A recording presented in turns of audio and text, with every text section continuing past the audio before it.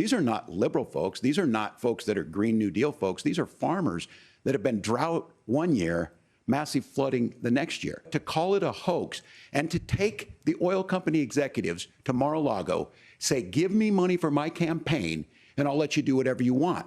We can be smarter about that. Look, we fix this issue with a bill that is necessary, but the issue on this is what happens when you don't want to solve it. You demonize it. And we saw this, and Senator Vance, and it surprises me on this, talking about and saying, I will create stories to bring attention to this. That vilified a large number of people who were here legally in the community of Springfield. The Republican governor said, it's not true, don't do it.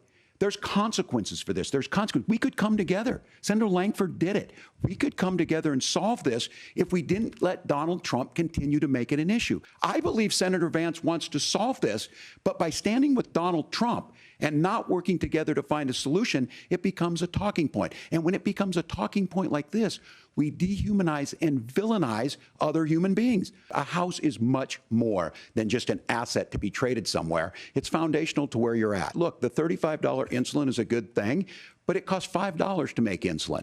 They were charging $800 before this law went into effect. As far as the housing goes, I've seen it in Minnesota. 12% more houses in Minneapolis, prices went down on rent 4%. It's working. And then making sure tax cuts go to the middle class. $6,000 child tax credit, we have one in Minnesota, reduces childhood poverty by a third. We save money in the long run, and we do the right thing for families. Donald Trump put this all into motion.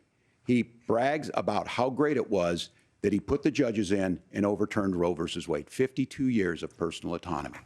And then he tells us, oh, we send it to the states. It's a beautiful thing. Amanda Zaworski would disagree with you on it's a beautiful thing. This is not where, if you don't know Amanda or a Hadley, you soon will. Their Project 2025 is going to have a registry of pregnancies.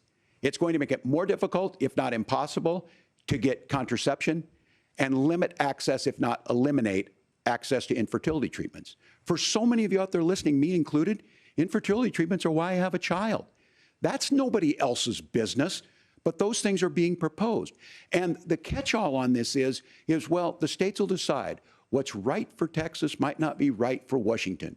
That's not how this works. This is basic human right. We have seen maternal mortality skyrocket in Texas, outpacing many other countries in the world. This is about health care. In Minnesota, we are ranked first in health care for a reason. We trust women, we trust doctors.